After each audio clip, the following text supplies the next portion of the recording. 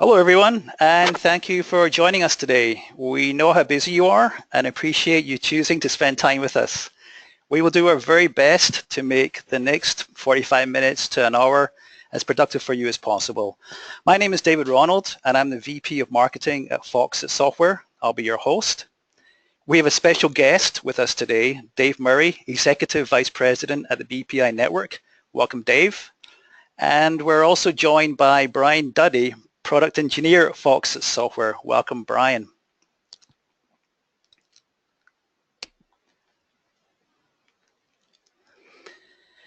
Most of you are probably already familiar with Foxit Software, but some of you may be less familiar with the BPI Network. The BPI Network is a thought leadership and professional networking organization, and one of its core competencies is marketing research, which informs the analysis that Dave will present in a few moments. And Foxit, as you know, is a leading provider of fast, affordable, and secure PDF solutions. Here's the agenda for our webinar.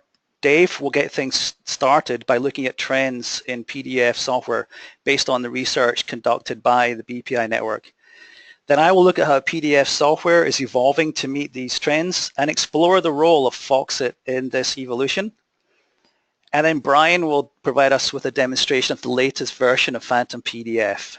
And we'll be sure to leave plenty of time at the end for your questions. Before we begin, here are 3 housekeeping issues. Although everyone's phone lines are muted, we do want to hear from you. So please submit your questions to us by typing them into the box provided in that control panel, probably on the right of your screen. We'll do our best to answer them all. Also, this webinar is being recorded and will be added to the archive on our website at the URL shown here, foxitsoftware.com/company/webinar. We have a variety of webinars in our archive, and I encourage you to check them out. Last but not least, I invite you to subscribe to our blog. We write about a wide variety of PDF-related topics, and by subscribing to the blog, you will receive a weekly update, which we're calling Tuesday's Topic. Don't miss it. And with that, let me pass control of today's webinar to Dave Murray, Executive Vice President at the BPI Network.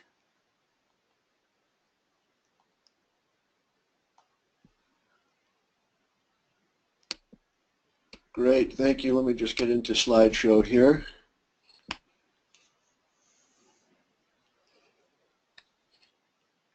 So I'm going to talk today about a study that the Business Performance Innovation Network did with its partner organization, the CMO Council, and Foxit. It's called Dealing with Document Deluge and Danger, and it's looking at the areas of problem and opportunity in terms of documents in a digital age.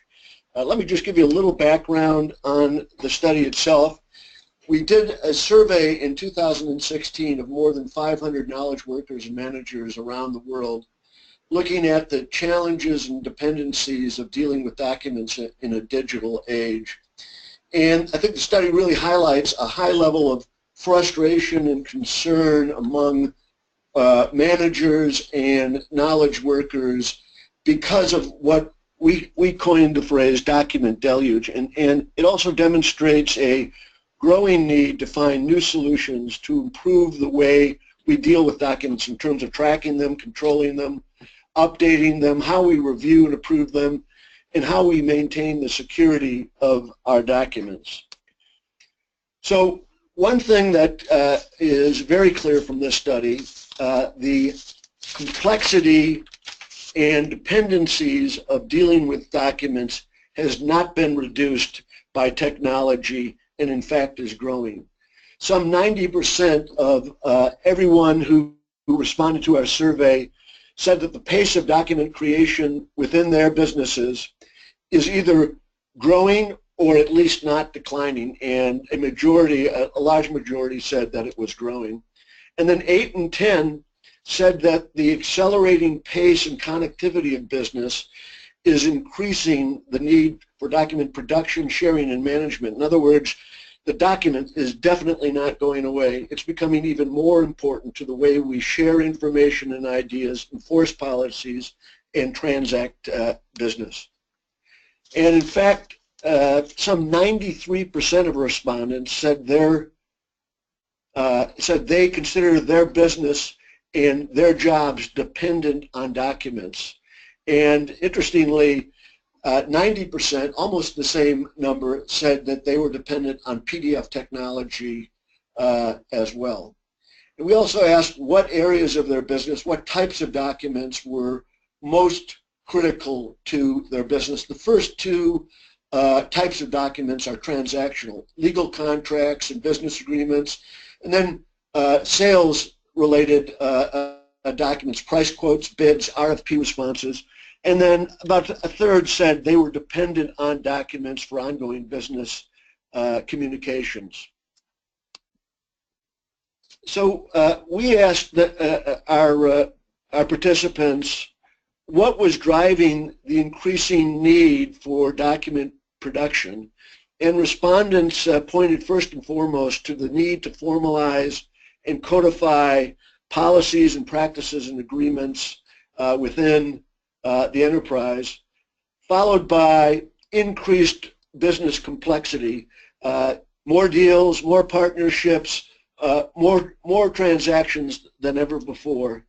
And then thirdly, they also said that they were creating more versions of each document that they produce, which again, I think points to an increased complexity in business today. And then finally, the fourth most pressing need was greater compliance and regulatory insight.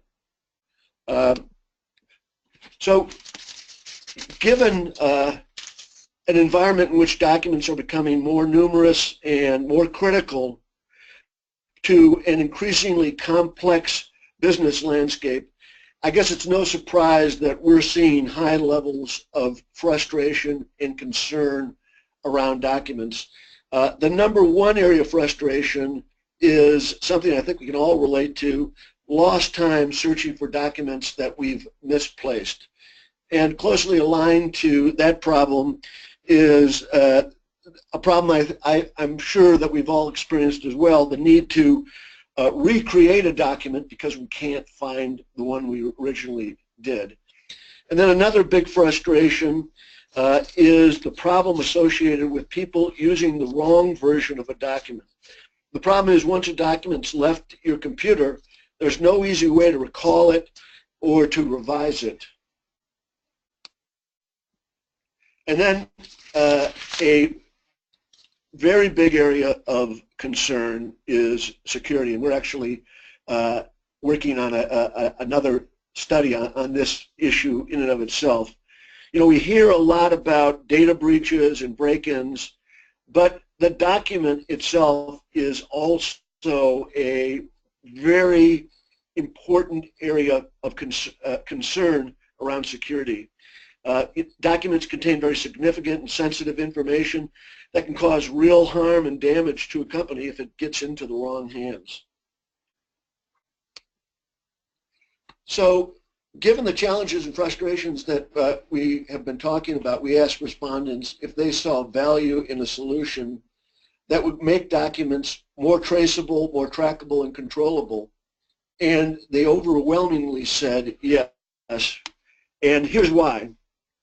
Number one, traceability, they say, can ensure the integrity of the document and provide an audit trail of where it's been, who's used it, who's edited it. Number two, closely related, is the ability to ensure conformity with rules and regulations and controls. It also addresses that problem of outdated documents in circulation, and it addresses the security problem of protecting intellectual property and digital assets. And finally, it just generally provides greater control over who views and revises a document. So we also asked our participants what capabilities they would find most valuable in a cloud service built around the capacity to track and control documents once they've left your computer. And not surprisingly, I guess these features closely align with the challenges and frustrations that knowledge workers and managers are experiencing. They want the ability to refresh and update PDF documents that have actually left the office. They want the ability to recall them if there's a problem with that document or if a new version exists. And they also want the ability to redact PDFs remotely. So that's a quick look at some of our findings. And as I said at the beginning of this, our study really underscores that there's a real need to revisit the document and PDF technology to make it more suitable for a digital and connected world in which once a document leaves your computer, it can very quickly be circulated to many, many people around the world. So that generally is the findings of our study. And I think I'll turn this over now to David again to talk a little bit about the future of the document. Thanks, Dave. All right, I'm trying to do just that. And I'm seeing everybody who's on the, how do I do that? Oh, I see. I got it. Hold on 1 second.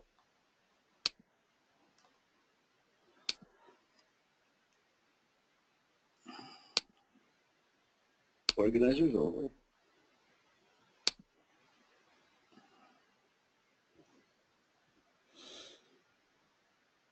Okay. Cool. All right, sorry for the delay. No worries, thanks very much. Can you see my screen, Dave?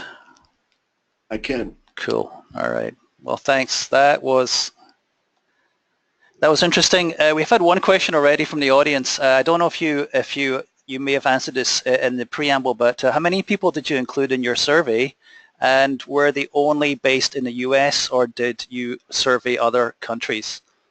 Yes, we surveyed over 500 people for this survey, and it was an international survey. There was a large number from the US, but there were also participants in the survey from Europe and from Asia.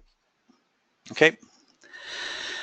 Sounds good. All right. So now I'm going to look at how PDF software needs to evolve in response to the trends Dave talked about, specifically or including, but not specifically, the document deluge. The portable document format was created, as I think everybody in the call will know, by Adobe Systems in the early 90s, primarily to ensure that documents rendered the same, independent of application software, device, operating system. And that in itself was a great advance, and one that was quickly embraced by businesses and individuals. I mean, I was working. I'm old enough to have been working in the early 90s, and I remember the frustrations pre-PDF, where a colleague had been working on a Mac, let's say, working in Word, or working in WordPerfect, and had given me a floppy disk with the document on it, and I'd uploaded it to my PC and trying to view it, and things just didn't look the way they should have. So that was a huge advance, and one that was quickly embraced by businesses. And as a result, there are estimated to be 2.5 trillion PDFs in existence. And in fact, at a conference I attended this summer, the PDF Days Europe conference in Berlin, that number was put as high as 4 trillion. So that's a huge number of documents, and that speaks to Dave's point about document deluge. It's important to remember, however, that the internet was only in its early stages when the PDF standard was first released in 1993. And the internet was still a few years away from being widely adopted. And perhaps, like me, you can remember those days when people exchanged information primarily by phone and by fax and by paper. Stacks and stacks of paper documents. Adobe continued to lead the enhancement of the PDF standard for over a decade, but there has been little innovation from the mid-2000s onwards. And a lot has happened since then, including the widespread adoption of mobile devices, especially smartphones that enable people to view documents and send, respond to emails and chat and so forth. We now live in an era where people create and share almost all documents online, and many of them are viewed on mobile platforms. The PDF, however, has not made the transition from a print world to a connected one. A world where everyone from individuals to enterprises needs to share documents anywhere on any device intuitively and securely. More innovation obviously is required, and there's even been discussion about the need for the pace of innovation to accelerate. So how can Foxit help? Some people, when asked if they've heard of Foxit software, will say, no, I haven't. However, when asked if they've used Chrome, Gmail, or the Amazon Kindle, almost all will respond, yes, I have. Anyone who has viewed a PDF on any of these platforms will have used Foxit software. Therefore, millions, if not billions, of people are benefiting from Foxit's innovation. We have over 200 enthusiastic and smart engineers at Foxit, all focused on one thing, developing the next generation of PDF. Not only that, our acquisition strategy is enabling us to bring great talent and technology into the company. Some notable acquisitions include Sumilux, a cloud services company, and Debenu, a provider of software development kits. The founder of Sumilux, Stephen Lee, was one of the founding team at WebEx and was a vice president of engineering at Amazon. Stephen is now our chief technology officer. And the CEO of Debenu, Carl Dabru, was a co-founder of Nitro, one of our competitors. And Carl is now president of our SDK business unit. So how is Foxit contributing to the evolution of PDF software? First up, making PDFs responsive. We're working with Adobe to evolve the current PDF standard to align with today's needs. Websites have become responsive because more and more people are viewing them on smaller screen mobile devices. And PDFs also need to adapt automatically to the size of screen they're being viewed on. Next, we're making PDFs smarter. It's amazing. We have smartphones, smart watches, smart appliances, smart everything, but the document, which is something every one of us works on almost every day, is still dumb. What does dumb mean? It means that it's not connected. It means that we don't know where it goes or what happens to it once it leaves our computer. We can't update it once it's been sent. We can't secure it. We can't destroy it. Dave spoke a few moments ago about the challenges associated with the document deluge. Smart documents can address those problems and bring the document into the modern connected age. Foxit hasn't created the smart document yet, but we're working on it. We recently launched a new technology called Connected PDF, which empowers you to do things like control who can open, edit, or print a PDF and provide those permissions in real time, update documents even after they've been sent, send alarms to team members that a new version of a document is available, track and locate different versions of documents, become smarter. Connected PDF will become even more sophisticated. It will be able to provide intelligence and advice about the information inside of a document, or learn workflows and speed business processes by itself. For example, let's consider Sam, an employee who monitors the status of oil pipelines and who may be using a mobile device such as an iPad while in the field in, say, Alaska or the Arabian Desert. Sam sends status reports to her vice president of engineering, but sends expense reports to her manager. Sam can create a smart document which automatically determines which document should go to whom, the vice president of engineering or her manager. This is based on prior workflows. The smart document can auto-populate sections of those documents and can even make suggestions about content enhancements based on feedback received in a prior document or a prior document many iterations back. And this brings me to Phantom PDF, our flagship platform. Connected PDF technology, which is our first step towards smart document, is already available with Phantom PDF. Phantom PDF is a multi-feature PDF editor that enables you to view, create, edit, organize, sign, scan, and OCR documents, convert PDFs to Office formats such as Word, PowerPoint, so on, and collaborate and share documents, and sign, protect, and secure them. And in October 18th, I think, we recently released a new version of Phantom PDF, version 8.1, which provides the following enhancements. Expanded integration with enterprise content management systems, which provides more choices about where to store your PDFs. Integration with Foxa Archive, which is our very own document management solution. Enhanced conversion from PDF to Microsoft Office files, enabling better accuracy and easier editing. More accurate page layout recognition, enabling a smoother editing experience.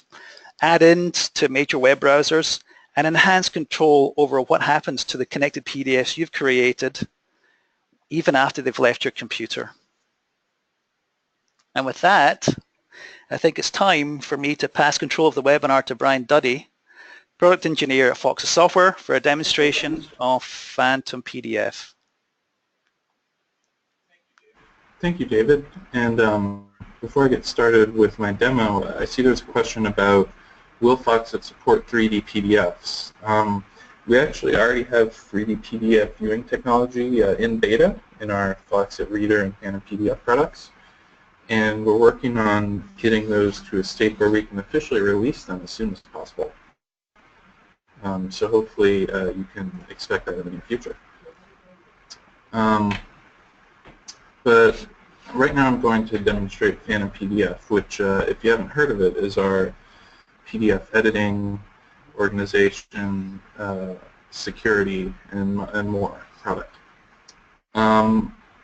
So Phantom PDF integrates with a wide variety of content management systems, all of the ones you see on the screen. And this includes both consumer-oriented systems such as Dropbox and Google Drive, as well as business-oriented solutions such as SharePoint and NetDocuments. And we are constantly working on adding more and creating new integrations. What do we mean by integration? Is that this involves users being able to open files from and directly save files to an ECM system from within Phantom PDF. So how does this help with the document deluge? Well, this allows you to store all of your documents in some sort of online system and access them without having to leave your application, go on the web, download extra software, do anything else of this nature. So this makes it much easier to move all of your documents to some kind of storage solution, and thus eliminates the problem of having to search for and organize them yourself. We also support checking in and checking out documents, of course, for those solutions that support it. If you haven't seen Phantom PDF before, I'll show it to you in a moment. But we use the design principles also seen in Microsoft Office. So right now there are two different workflows. One of them is based on a tab, the Share tab, which you can see here at the top of the screen. The other one operates within the File menu here.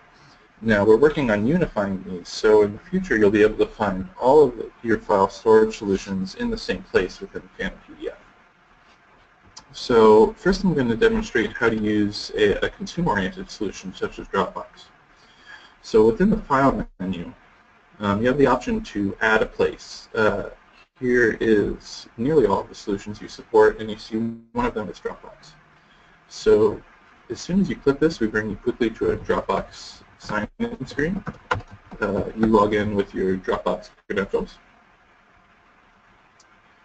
Of course, we comply fully with Dropbox's security, which ensures that you are the person that you say you are, so with your phone or your email account or anything else of that sort. And once you've done that, within a few seconds,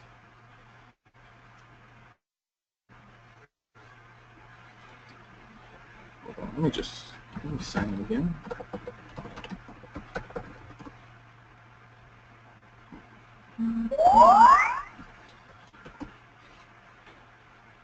Let me make sure it's entered that right. There we go, must have hit the X by mistake.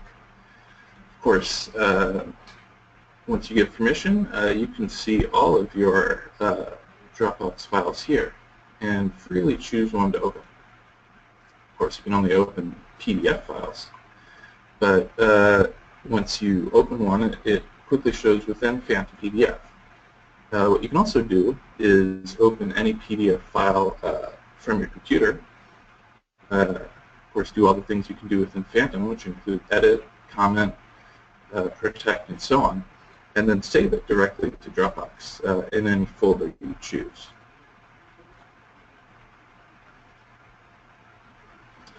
So as you can see within Phantom PDF, we offer a very quick and simple integration to open and save files to simple consumer solutions such as Dropbox.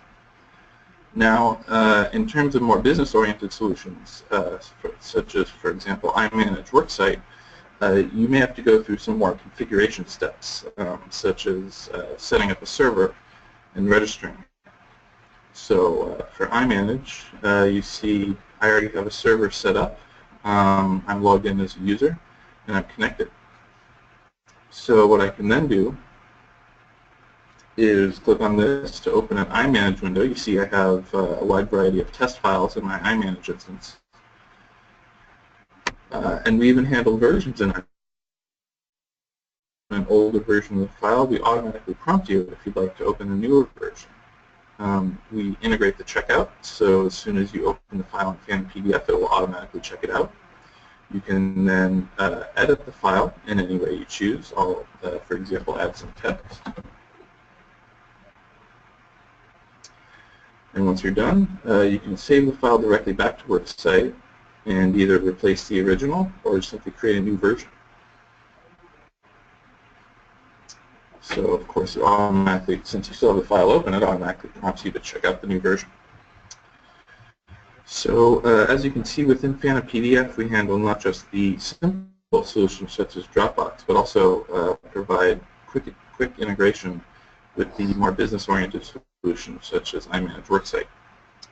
And along with NetDocuments, SharePoint, and Fresco, which we already support, we are constantly working to add support to more in the future. So let me just reiterate the benefits. There's no need to switch between your PDF editor and between a file manage app or a web browser as you would normally need to do when working with one of these solutions. You don't need to manage file downloads or uploads or local storage or downloaded files by users because this is all handled automatically by the application. Since check-in and check-out of these files is handled by Phantom PDF, you don't need to handle that manually, and this eliminates problems such as users forgetting to check files in, and that's restricting other users from editing them. And overall, this just means that you don't need as many steps to complete your work processes because everything can be done within the same application. What's on our roadmap? As I stated before, we're working on improving the UI and making sure all solutions are available in the file menu, as I showed for Dropbox. We're working on more integrations, so this is actually just a sample, but ones we're working on right now: WorldDocs, FileNet, Office 365, OneDrive Business, which is closely related to Office 365, EMC Documentum, and more. And of course, various UI and miscellaneous performance improvements. So that's all I have for now in terms of demonstrating the integrations of Phantom PDF. I'm going to give control back to David right now, and we can take any questions that people have been waiting to ask.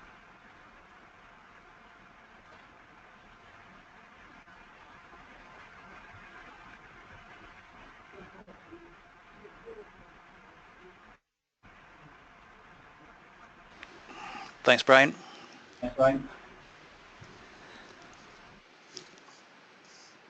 We've reached the end of the presentation, the slides that Dave, myself, and Brian had created, and we have time for questions.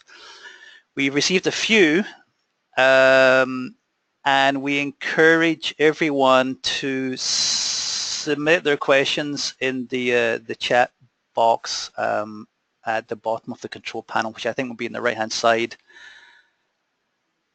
of the screen. So yes, Lynn, we can send you a PDF of this webinar. As I mentioned at the top of the webinar, it will be it's being recorded and it will be added to the archive on our webinar page, which you'll find on our website on the company tab, all the way to the right-hand side of the web page. There was a question. When will Phantom PDF 8.1 be available? And I believe you mentioned earlier that it was released on October 18th. There was another question.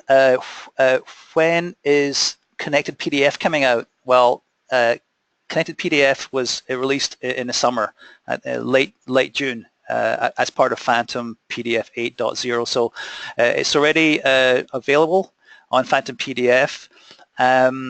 Phantom PDF is our flagship product.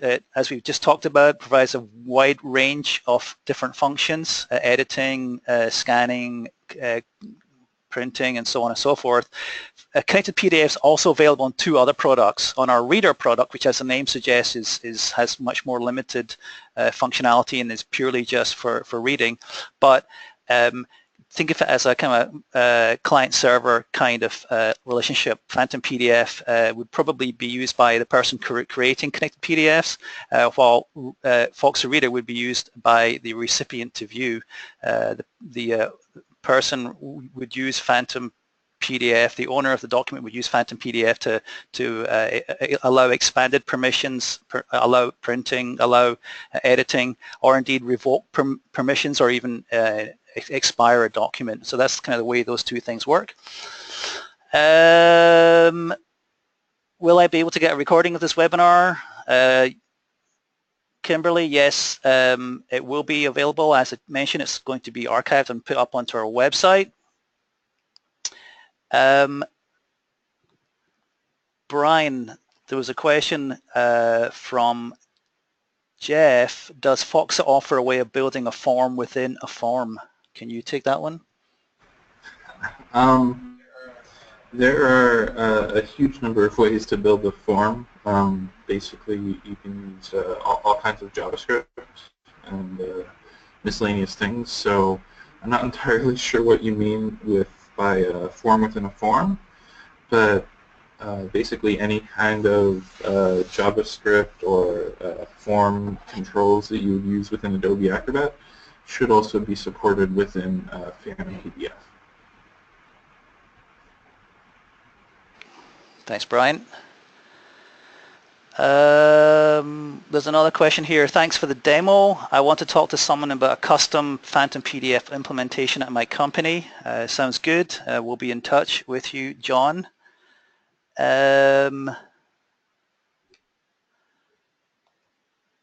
Will there be, will there be any successor of PDF? Thomas, I think that's a trick question, but we'll get back to you. Well, plenty of questions. So maybe this isn't quite what you meant, but actually I know that the PDF organization is currently working on PDF version 2.0, so maybe you could consider that a successor to PDF. But in terms of actual new formats to succeed PDF, several companies have tried and none of them have worked out. So I would say at this point it looks like PDF is here to stay. Thanks, Brian.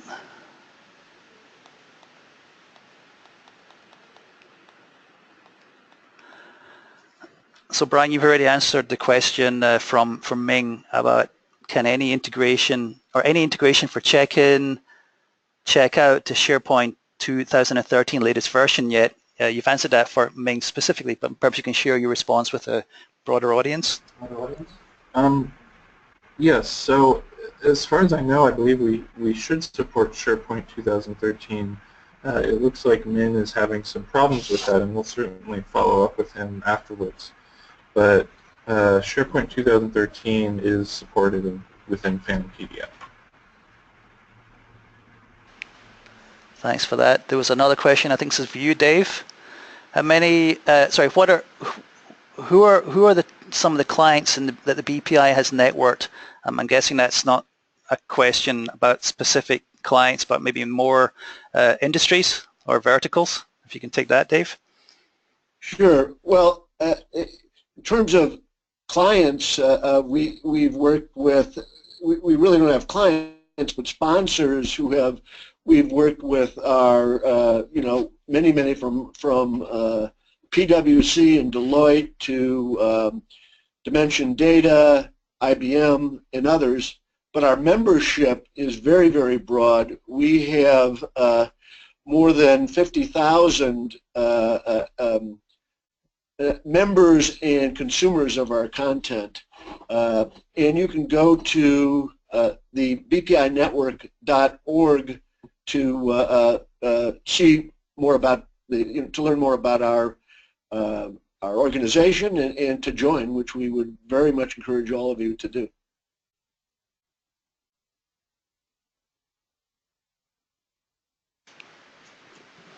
Thanks, Dave. I'm reading through the questions. Please keep them coming. We're getting several. Thanks for the compliment, Thomas. I agree, Brian did do a very good job.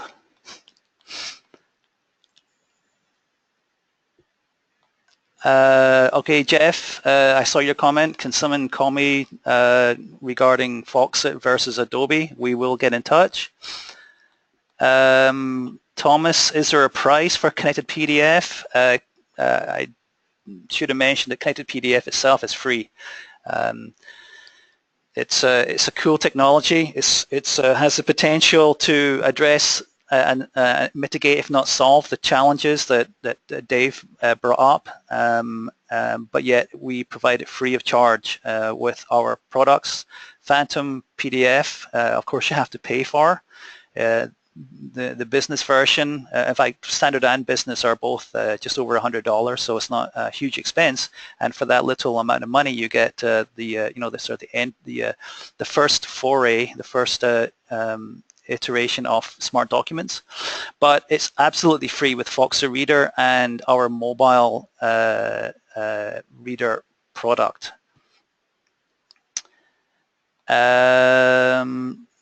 Brian, I'm not sure if you want to take Rhett's question. What is the intelligence level of scan document OCR? What is the resolution thread? Yes, I was actually just typing out a response to that.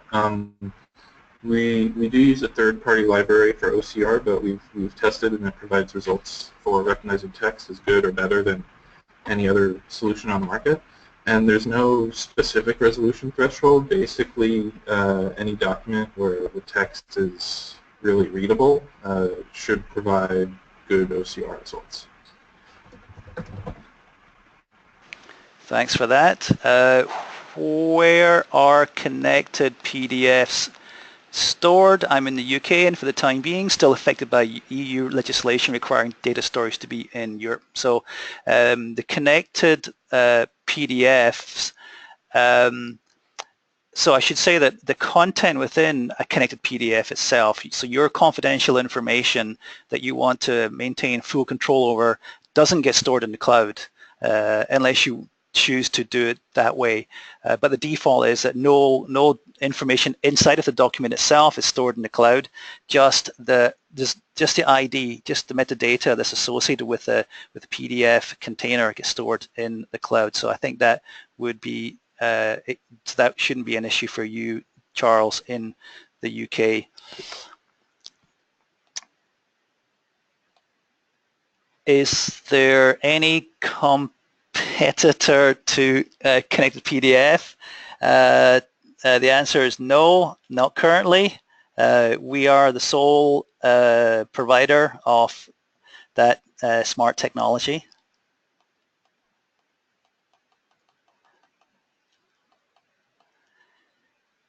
Do you have a web version of Foxit? Yes, we do, Jim. If you go to our website, you will find it.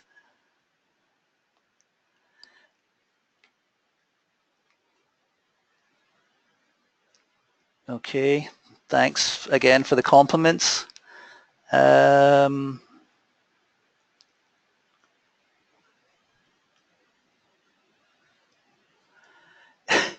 Is connected PDF proprietary?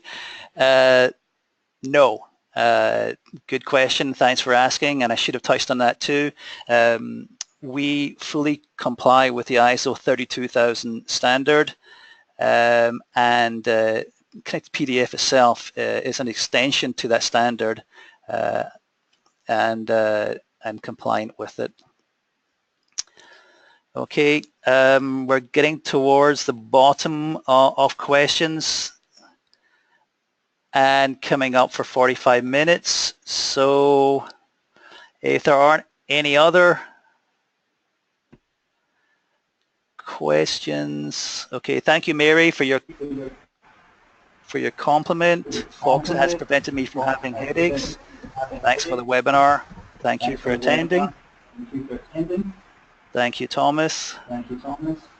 One question I just saw from Jim. He was asking about, you mentioned it earlier, he was asking about web version. I actually just answered that question publicly, so everyone should be able to see the link to our web tools, which include a redaction tools he was asking for, but also conversion, compression, adding watermarks or headers and footers, and actually we're adding more tools all the time.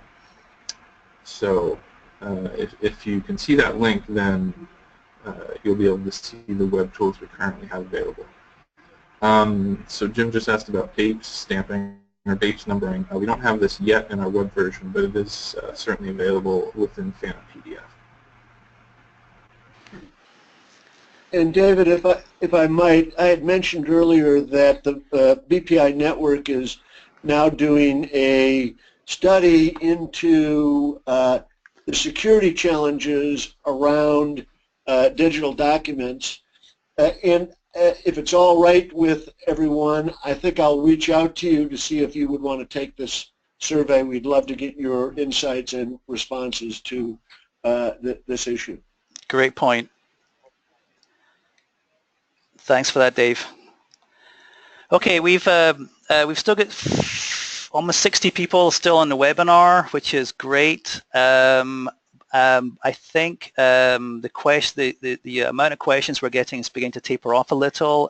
While I've been speaking, Brian has been doing a yeoman's job in responding privately to many. Thanks for that, Brian. So I think at this stage we'll move on and begin wrapping up.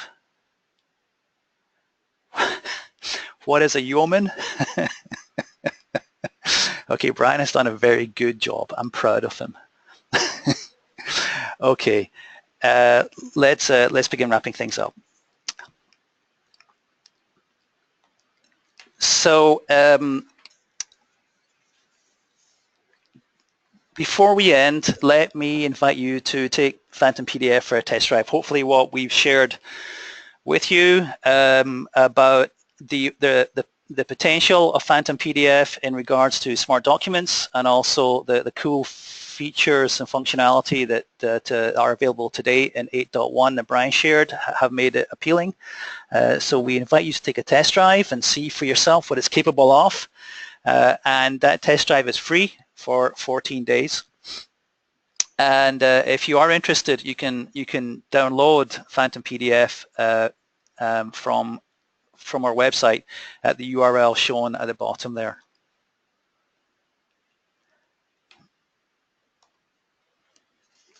And please join us on December 15th for our final webinar of 2016.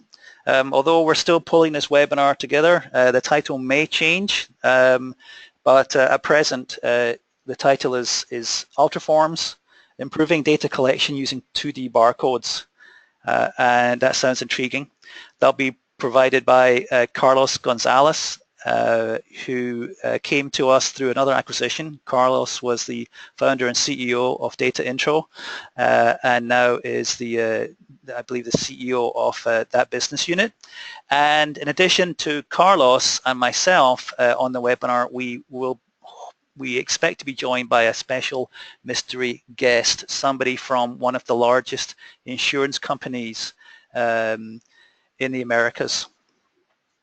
So that's on December 15th. Again, we'll shortly send out the invitation. Feel free to register, and we look forward to joining with you again on the 15th and perhaps getting questions from you. And with that brings me to the end of today's webinar. Dave, Brian, and I would like to thank you for joining us today. We know you had many choices about how to spend the last 45 minutes, and we're very happy, indeed delighted, that you chose to spend that time with us. And we really hope that you found this webinar helpful. We'd love to hear from you.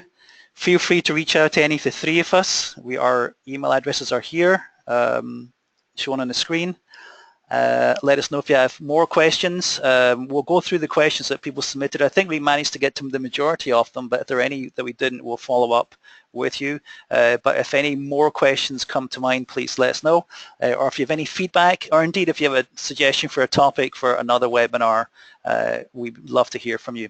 And with that, that's all we have time for. Well, that's all we have for you. So goodbye for now. Thank you for joining us.